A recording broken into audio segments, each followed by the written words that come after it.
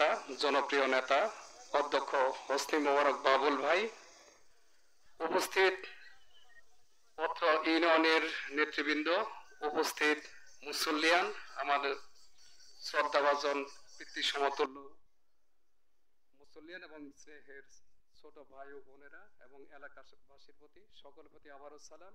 আসসালামু আলাইকুম রহমতুল্লাহ। আমরা প্রথমেই আল্লাহর শুকরিয়া আদায় করি যে আল্লাহ তাআলা আমাদের এত সুন্দর একটা অনুষ্ঠানে বসার জন্য তৌফিক দিয়েছেন, তার জন্য শুকরিয়া আদায় করি। সকলে বলি আলহামদুলিল্লাহ। দরুদ পেশ করি মানবতার মুক্তির দূত, যার আদর্শ নিয়ে আমরা কাজ করি, যার আদর্শ বাস্তবায়নে এই সমাজ পরিবর্তনের জন্য আমরা কাজ করি, আমাদের সেই প্রাণপ্রিয় রাসূলের প্রতি সকলে বলি সাল্লাল্লাহু আলাইহি ওয়াসাল্লাম। মুক্তি কামনা করি আমাদের মুজাহিদ ভাইদের, যাদের রক্তের বিনিময়ে, যাদের ত্যাগের বিনিময়ে, যারা শত জেল জুলুম নির্যাতন ফাঁসি সহ্য করেও প্রকৃত ইসলামী আন্দোলন, দ্বীনের কাজ, কোরআনের আইন প্রতিষ্ঠার জন্য যে আমাদেরকে উদ্বুদ্ধ করেছেন, আমরা এই আন্দোলনে শরীক হতে পেরেছি। আমাদের সেই মুজাহিদ ভাইদের আল্লাহ তাআলা সকলকেই শহীদ মর্যাদা দিয়ে ব্যস্ত নসিব করুন, সকলে বলি আমিন। বাংলাদেশ জামাত ইসলামের উদ্যোগে আজকের ইফতার মাহফিলের উপস্থিতি। আল্লাহ তাআলা পবিত্র কোরআনে ঘোষণা করেছেন, হে ঈমানদারগণ, তোমাদের জন্য রোজা ফরজ করা হয়েছে। এখানে আল্লাহ তাআলা বলেছেন হে ঈমানদারগণ। আমরা বুঝতে পারি ঈমানদার মুমিন বান্দা কে?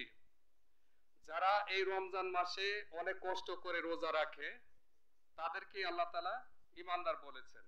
আর যারা এই রমজান মাসে হোটেলে বেড়া দিয়ে ভিতরে ভাত খায়, চা খায়, বিড়ি খায়, নেশা করে, তারা কখনোই ঈমানদার হতে পারে না। আল্লাহ তাআলা কিন্তু তাদেরকে বলে নাই যারা এই রমজান মাসে অনেক কষ্ট করে সেহরি খেয়ে, সাহরি খেয়ে, ইফতার করে, তারাবি পড়ে, রোজা রাখে, এমনকি সঠিক আমল করে, তাদেরকে আল্লাহ তাআলা ঈমানদার বলেছেন। তাদের জন্যই এই রোজা ফরজ করেছেন। তারপর বলেছেন রোজা তোমাদের উপর জুলুম করার জন্য হয়নি, কারণ ইতিপূর্বে আজ থেকে 1450 বছর আগেও যারা ছিল এই কোরআন নাজিলের পর, তাদের জন্য আমাদের এই রমজানের 30টা রোজা ফরজ করা হয়েছিল। আমাদের পূর্ববর্তী পুরুষ নারী যারা ছিল তাদের জন্য ফরজ করা হয়েছিল। সেই কারণেই আমাদের জন্য আল্লাহ তাআলা পবিত্র রমজান মাস এবং রোজা আমাদের জন্য ফরজ করেছেন। আল্লাহ তাআলা আবার বলেছেন যে এই রমজান তোমাদের জন্য কেন ফরজ করা হয়েছিল, কেন ফরজ করা হলো? কারণ তোমরা তাকওয়া অর্জন করতে পারো। তাহলে তাকওয়াটা কি? তাকওয়া হচ্ছে ভয়ানক রাস্তা, কাঁটাযুক্ত রাস্তা, কষ্টের রাস্তা, যেখানে ঈমান বাঁচানো অনেক কঠিন কাজ। সেই জায়গাটার নামে হচ্ছে তাকওয়া। মানুষ অল্পের বিনিময়ে, সামান্য কিছু টাকার বিনিময়ে নিজেকে বিক্রি করে দেয়। তার ভিতরে আল্লাহর কোনো ভয় নেই। আল্লাহর ভয় যদি থাকতো তাহলে কখনোই জনগণের টাকা কোনো রাজনৈতিক ব্যক্তি চুরি করে খেতে পারতো না। কারণ তাদের ভিতরে আল্লাহর ভয় নাই।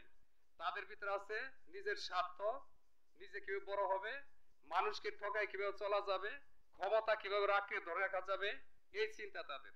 এটা কিন্তু আল্লাহর তাকওয়া না। আল্লাহর তাকওয়া হচ্ছে ওটাই যে রাস্তায় যারা অন্যায় ভাবে সৎ মানুষকে, ভালো মানুষকে অন্যায় ভাবে দোষী সাব্যস্ত করে, জেল জুলুম খাটায়, মারপিট করে, তাকে পঙ্গু করে দেয়, তাদেরকে ধরে ধরে নিয়ে ফাঁসি দেয়, অনেক আলেম ওলামাদেরকে জেলখানায় আটকে রাখে। এটার নাম হচ্ছে তাকওয়া অর্জন, যাদের ভিতরে তাকওয়া আছে। এখন দেখেন আমাদের রাসূল সাল্লাল্লাহু আলাইহি সাল্লাম আমাদের সাহাবীদের মতো এত বড় একটা শক্তিশালী দল নিয়ে যেরকম মক্কা নগরী কাফেরদের রাজ্য থেকে মুক্ত করেছিলেন, তখন হয়ে গেছিল সোনার মক্কা, তারপর হয়েছে, আগে হয়েছে সোনার মদিনা, তারপর সোনার মক্কা। কিভাবে হয়েছে? রমজান মাসে, গুরুত্বপূর্ণ মাস, এর জন্যই এখানে রমজান নাজিল করা, কোরআন নাজিল করা হয়েছে, যার কারণে রমজান মাসটা গুরুত্বপূর্ণ মাস। আমরা যদি কোরআন দিয়ে জীবন করি, আমরা যদি রাসূলের আদর্শ মানি, আমরা যদি সাহাবীদের মতো জীবন করি, তাহলে আমরাও ঠিক সম্মানিত হব, আল্লাহর আনুগত্য করব, তাকওয়া অর্জন করব। সেই ভিত্তিতে এই বাংলাদেশে এখন ডিজিটাল যুগ, সেই ডিজিটাল যুগের মধ্যে যদি আপনি একজন ভালো মানুষ চান, আপনি যে যখন যা কিছু চাইবেন সবই পাওয়া যায় বাংলাদেশে, সারা বিশ্বেই।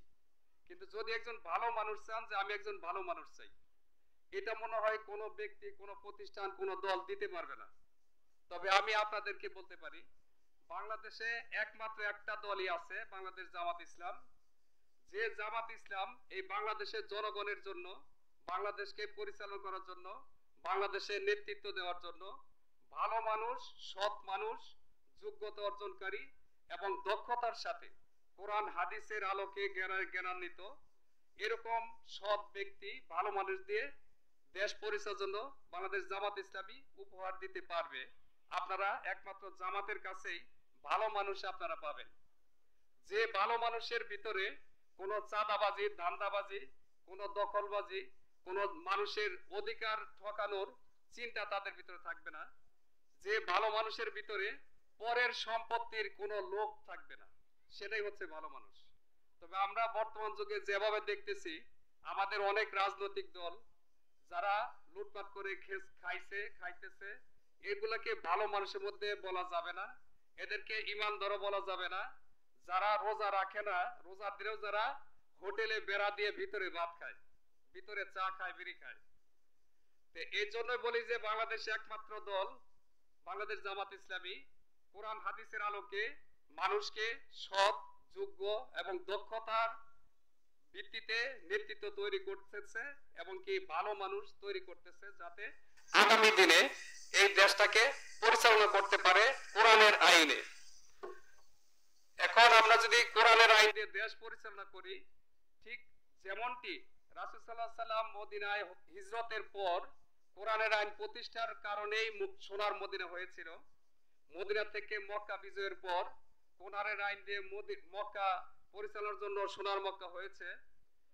ঠিক তেমনি ভাবে আগামী দিনে যদি আমরা বাংলাদেশ জামাত ইসলামী নেতৃত্বের উদ্যোগে যদি কোরআন দিয়ে এই দেশ শাসন করতে পারি, কোরআন যদি আমরা সংসদে পৌঁছাইতে পারি, কোরআনওয়ালা ভালো মানুষ যদি এমপি বানাতে পারি, কোরআনওয়ালা ভালো মানুষ যদি আমরা উপজেলা চেয়ারম্যান, ইউনিয়ন চেয়ারম্যান এবং ওয়ার্ড ভিত্তিক আমরা প্রত্যেকটা জায়গায় ভালো মানুষ, সৎ মানুষ, যোগ্য মানুষ, যারা নামাজি, যারা আল্লাহ বিরু, যাদের ভিতরে আল্লাহর ভয় আছে, এরকম লোক যদি আমরা সমর্থন দিয়ে, ভোট দিয়ে, সহযোগিতা করে যদি আমরা ক্ষমতায় বসাতে পারি, তাহলে আগামী দিনেই আমরা এই বাংলাদেশে সঠিকভাবে বাস করতে পারবো, শান্তিপূর্ণভাবে বাস করতে পারবো।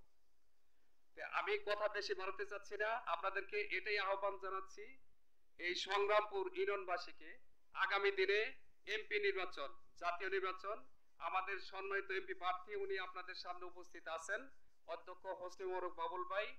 আপনারা সকলেই সমর্থন দিয়ে, সহযোগিতা করে, ভোট দিয়ে আগামী দিনে ওনাকে আমাদের এই ঘাটাল ৩ আসনে জয়যুক্ত করবেন, এই আহ্বান জানাচ্ছি, যাতে আগামী দিনে ভালো লোকের মাধ্যমে, সৎ লোকের মাধ্যমে সারা বাংলাদেশে আমরা এমন একটা সমাজ পরিবর্তন করে এমন একটা সুন্দর পরিবেশ তৈরি করব, যে পরিবেশে আমরা ছোট বড়, ধনী গরিব এবং হিন্দু বৌদ্ধ খ্রিস্টান একসাথে সুন্দরভাবে শান্তিপূর্ণভাবে বাস করতে পারবো।